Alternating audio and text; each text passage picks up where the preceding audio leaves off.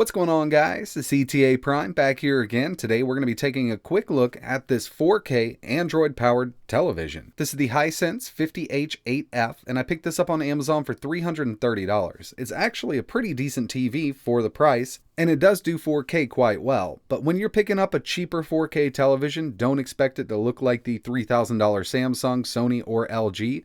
I consider these B-grade 4K televisions. Yes, it definitely looks better than a Vizio 1080p setup, but it has nothing on the higher-end Samsung, LG, Sonys, and even the higher-end Vizios. But if you're on a budget and you're looking for a smart 4K television, this is definitely one to look at. For $330, I think it's well worth it, and I have seen it go on sale for $298 to $300 every other week or so. Best Buy, Amazon, and Walmart carry these. But the main draw to this unit, at least for me, was it has Android TV built in, and it actually works pretty good. This is Android TV 8.0. It's not going to have anything on the NVIDIA Shield, but overall performance is on par with the Xiaomi Mi Box 4, and I did run a couple benchmarks, but before we get into those, I just want to get into the internal specs of this TV. Obviously, we have a 50-inch, pretty much bezel-less display. It does 720p, 1080, and 4K at 60 Hz. They do have 240 True Motion built in that you can turn on, but I've never really noticed it helping. So this is not really going to do 240 Hz. It won't even do 120. Overall, picture quality is really great. It does have HDR built in, 4 HDMI inputs on the rear, composite video in, and 2 USB ports, one USB 2.0 and one USB 3.0. We also have Bluetooth and Wi-Fi built in. It's AC Wi-Fi, or you could use Ethernet if you opt to. And as for the included remote, it does have a microphone built in for voice search. We also have the Netflix, YouTube, Google Play, and Vudu button here at the bottom.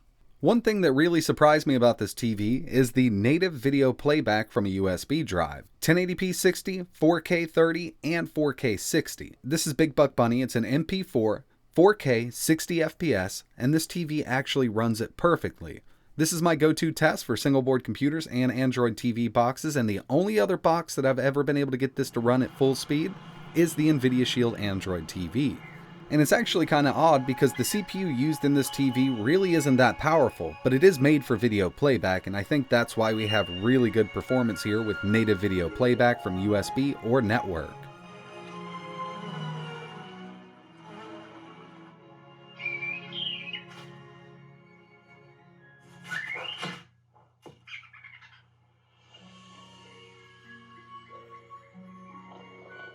So I actually couldn't find much information about what CPU is powering this TV, but it looks to be a MediaTek 5886. This is a quad-core A53 chip at 1.2 GHz. The GPU is a Mali 450, and we have 1.5 gigabytes of RAM, and I'm pretty sure this is DDR3 RAM. So it's definitely not going to win any awards for performance, but it is pretty much on par with the Mi Box 4 that contains the Amlogic S905. I was able to run a few benchmarks. First up, we have GeekBench 4. This is the single-core score. And both of these chips here are very low end, as you can see. Single core on the Hisense is 763, and the Mi Box 4 is 814.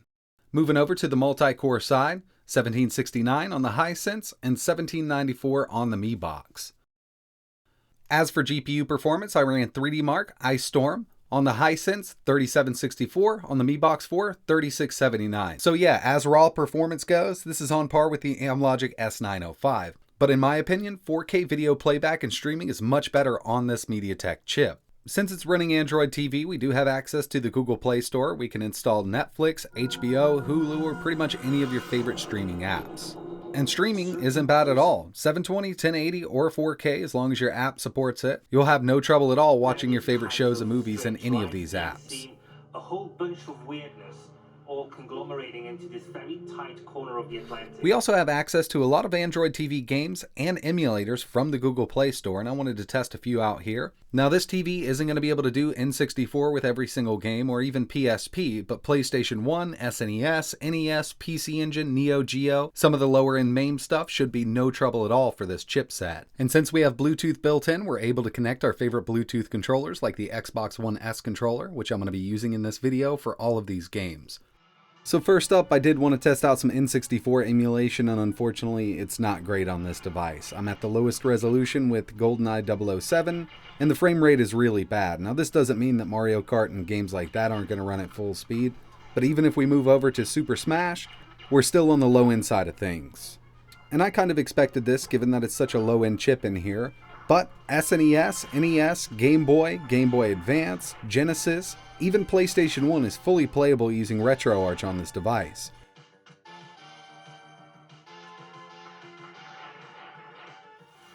Here's some Sega Genesis, otherwise known as Mega Drive in other parts of the world.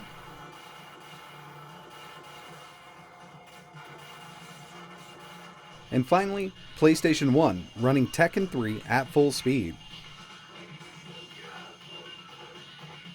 As for native Android gaming, if you want to do some Asphalt Extreme, Asphalt 8, or Dead Trigger, it's going to run fine on this device. Unfortunately, there's just not a lot of stuff for Android TV right now. There's a lot of low-end games on the Google Play Store that you can mess around with, like Turbo Dismount and even Dead Trigger 2. It actually runs pretty decent on this device.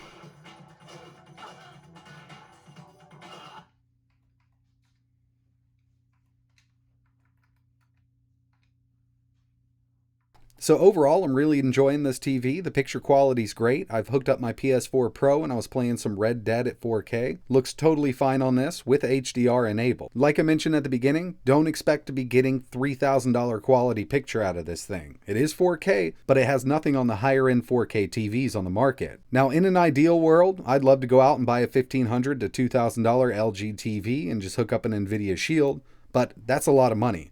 I'll be up there around $1,700 to $1,800, and this does exactly what I needed to do for $330. So that's pretty much it for this video, guys. I just wanted to give you a quick look at this Hisense 4K Android powered TV. The best way to decide if a TV like this is for you is to go out to Best Buy or Walmart and see one in action. I'm not sure if they have them set up at Walmart, but at my local Best Buy, they did have this on display, and that's really one of the reasons I wanted to pick it up, because it does have really good picture quality for $330. And if you want to buy one sight unseen, I will leave links to Amazon in the description. Right now they're $328, I believe. If you have any questions at all, let me know in the comments below. It'd also be really cool if you could hit that like button or maybe subscribe to the channel. But like always, thanks for watching.